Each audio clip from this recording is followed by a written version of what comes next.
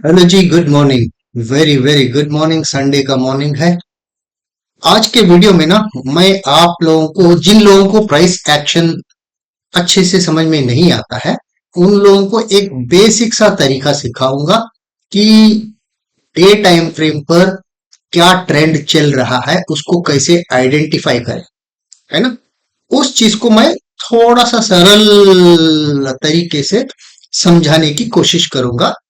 उससे आपको इंट्राडे में कैसा फायदा होगा वो भी आप देख पाएंगे, है ना।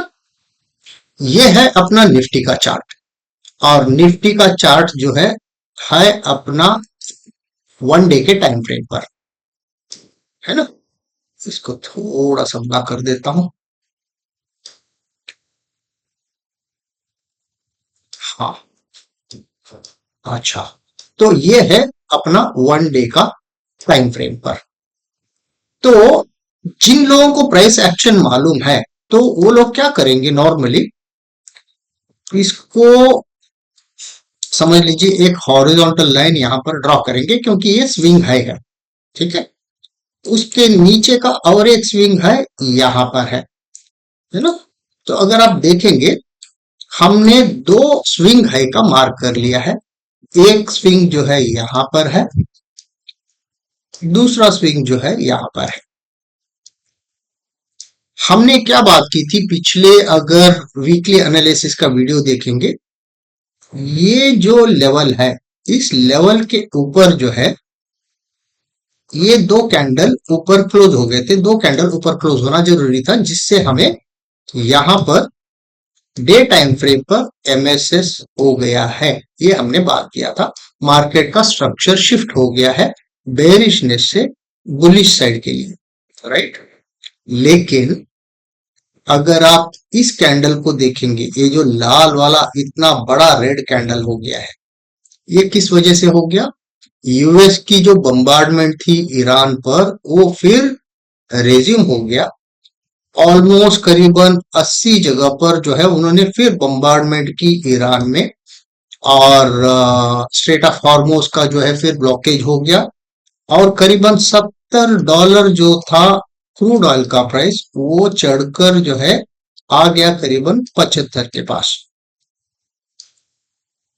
तो ये जो रेड कैंडल था, उसने जो है ये सारा हाहाकार मचा दिया। भले ही ये ऊपर गया हुआ था एमएसएस करके, लेकिन ये रेड कैंडल जो है पूरी तबाही मचा दी। तो क्योंकि आपको मालूम है, अगर क्रूड ऑयल का प्राइस 70 से 85 चले जाता है, इंडिया का ऑलमोस्ट 80 to 85% जो है क्रूड इंपोर्ट होता है, क्रूड ऑयल। क्योंकि हमारे यहाँ इतना इसका उत्पादन नहीं होता है, जिससे हमें दूसरे कंट्रीज पे निर्भर होता है। And more over, middle Asia से हम जो है इस चीज का आयात करते हैं। तो ये जो है पूरी कैंडल, क्योंकि because of the US bombardment, तबाही मचा दी। एंड ऑलमोस्ट जो है फिर दोबारा इसी बॉटम के पास आ पहुंचा। फिर भी थोड़ा मामला संभला और ये ऊपर जाने की कोशिश किया, लेकिन हमें मालूम था कि ये ऊपर जो कैंडल गया हुआ है, ये जो है पुल बैक है, राइट। यही कंटिन्यू करके अगर इस पर्टिकुलर स्विंग के ऊपर क्रॉस किया होता, उसके बाद फिर इस स्विंग के ऊपर क्रॉस किया होता, तो जर्नी जो है इसका ऊपर जाते जाते ये जो गैप है, इस गैप क्लोज करने की हमारी बात हो गई थी, लेकिन क्लोज नहीं हो पाया, राइट। ये नीचे ही आना शुरू कर दिया है। ये हो गया प्राइस एक्शन के एंगल से, उस नजरिया से हमें चार्ट को देखने का। लेकिन जिनको प्राइस एक्शन थोड़ा ढंग से नहीं आता है, एक सिंपल सा और एक तरीका है। वो क्या है? अगर हम एक बोलिंजर बैंड लगा देते हैं, ओके। मैं इन दो लाइंस को मिटा देता हूं ताकि वो कंफ्यूजन क्रिएट ना करे, ओके। ये बोलिंजर बैंड नॉर्मली 20 का बोलिंजर बैंड होता है, वो भी एसएमए का होता है। लेकिन यहां पर हमने किया हुआ है 5 का बोलिंजर बैंड, वो भी ईएमए से, ना एसएमए से किया हुआ। 5 का हमने क्यों किया है? डे टाइम फ्रेम पर जब भी 5 के ऊपर होता है, समझ लीजिए बुलिश है। 5 के ऊपर नीचे करते रहता है तो वो साइडवेज है। फिर 5 के ऊपर चली जाता है तो बुलिश हो जाता है। फिर 5 के इर्द गिर्द चलने लगता है तो साइडवेज हो जाता है। 5 के नीचे आ जाता है तो फिर से जो है वो बेरिश हो जाता है। इतना अगर आप ध्यान रखेंगे काफी हो जाएगा। और ये 5 ईएमए का जो मैं बोल रहा हूं सिर्फ एंड सिर्फ डे टाइम फ्रेम पर ही काम करेगा। अगर आप इसको 5 मिनट पर करने की कोशिश करेंगे, नहीं, ये 5 का मूविंग एवरेज वहां पर काम नहीं करेगा, क्योंकि ये 5 का मूविंग एवरेज जो है कम से कम 4 या 5 दिन में एक बार तो उस पर्टिकुलर मूविंग एवरेज के पास जाने की कोशिश करता है। ये डे टाइम फ्रेम पर ही ये काम करता है। ठीक है, तो अगर आप जब कहीं पर भी देखें, फॉर एग्जाम्पल ये देखिए, यहां से छुट के निकल गया ऊपर, 1 2 3, चौथा दिन जो है फिर इसको टच करने के लिए आ गया, नीचे आ गया। ठीक है, एक दूसरे दिन जो है फिर वापस चले गया, 1 2 3, एक चौथा दिन जो है फिर वापस चले गया। यहाँ पर तो इसको टच करके ही गया हुआ है। अभी क्या हो गया, 1 2 3 दिन, 3 दिन हो गया है। चौथा दिन इसके नीचे जाएगा या फिर नॉर्मली ये डिस्टेंस अभी बढ़ गया है, क्या ये इसके नजदीक जाने के लिए, जब मतलब बोलना ये चाह रहा हूं कि 5 मूविंग एवरेज से दूर चले जाता है तो आपको सतर्क रहना पड़ेगा। वो ज्यादा टिकेगा नहीं वहां पर, वो जरूर फिर जो है 5 मूविंग एवरेज को टच करने के लिए वापस चले जाएगा। इस बात का अगर आप ध्यान रखेंगे, आपका ट्रेडिंग जो है थोड़ा सा आसान हो जाएगा आपके लिए, क्योंकि दिशा का जो है आपको आराम से पता चल जाएगा कि भाई अभी जो है ये ये मीन हो जाएगा, ये जो है एवरेज हो जाएगा। मीन से जो है ये 2 स्टैंडर्ड डिविएशन का डिविएशन है, अपर डिविएशन है, लोअर डिविएशन का, राइट। अभी देखिए ऑलमोस्ट अपर डिविएशन को टच किया, फिर दोबारा जो है वो 5 पे आ गया, फिर नीचे आ गया, ऑलमोस्ट यहां से टच किया, लेकिन ये टच इसके बाद जो है फिर दोबारा जो है नजदीक आया था, यहां से फिर जो है नीचे चले गया, फिर दूर चले गया, फिर नजदीक आ गया। तो यही हरकत करते रहता है कि जब भी दूर चले जाता है फिर वो 5 के नजदीक आ जाएगा, फिर 5 के नजदीक आता है, चाहे वो साइडवेज जाए, उसके बाद फिर जो है एक दिशा पकड़ लेती है। सॉरी।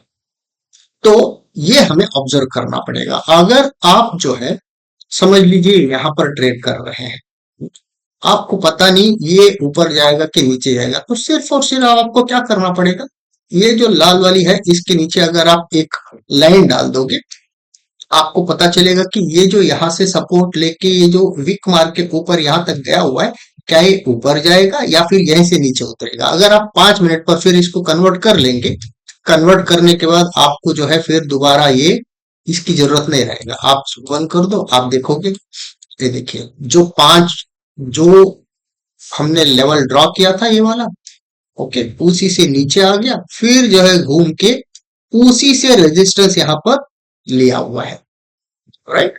तो आपको इस तरीके से ये पता चलने लगेगा कि ये 5 का moving average day time frame वाला कैसा काम करता है, राइट।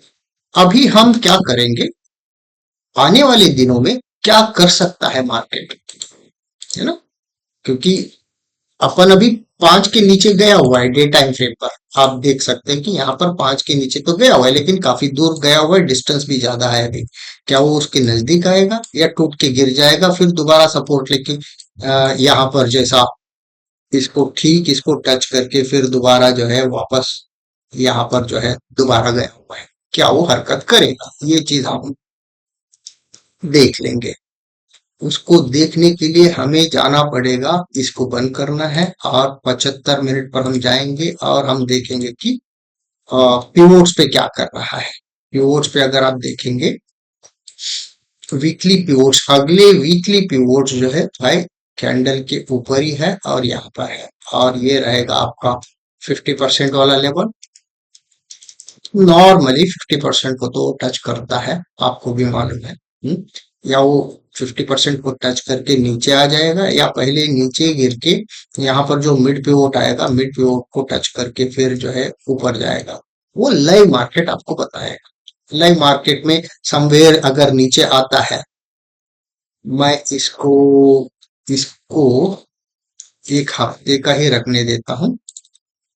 और इसको ऑटो के बजाय अगर मैं वीकली ही रखूं और 5 मिनट पर कन्वर्ट कर दूं। अच्छा, ये हो गया अभी अपना 5 मिनट पर।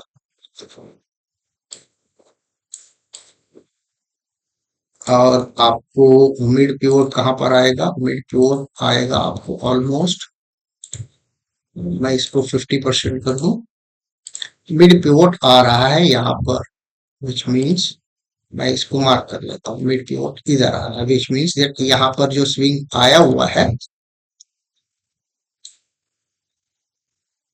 आप देख पा रहे हैं कि ये जो यहाँ पर स्विंग आया हुआ है, ऊपर गया, इसी लेवल से जो है सपोर्ट लेके ये फिर दोबारा ऊपर चले गया। वही ठीक उसी तरफ अगर ये नीचे आता है, इसी पर्टिकुलर जोन पर अगर सपोर्ट लेता है, सपोर्ट लेकर डबल बॉटम जैसा कुछ ऐसा करके जो है फिर वो ऊपर की तरफ जाता है, ये चीज देखने वाली बात हो जाएगी कि वो क्या करेगा लाइव मार्केट में। लेकिन आपको जब भी ऐसी चीजें होता है तो पिछले दिन का प्राइस एक्शन आपको ऑब्जर्व करना पड़ेगा।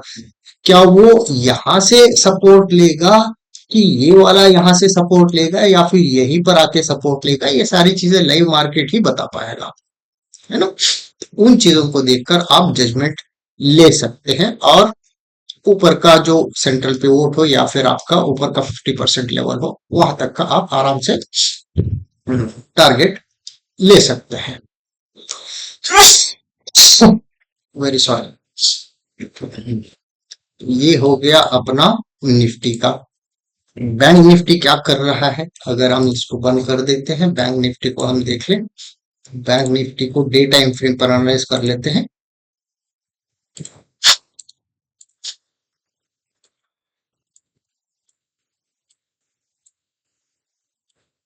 बैंक निफ्टी कितना अच्छा सा ऊपर बैठा हुआ था, लेकिन इसको देखिए, ये पूरा स्विंग के ऊपर जो है कितना, मतलब इसने अच्छा सा यहाँ पर जमावट किया हुआ था।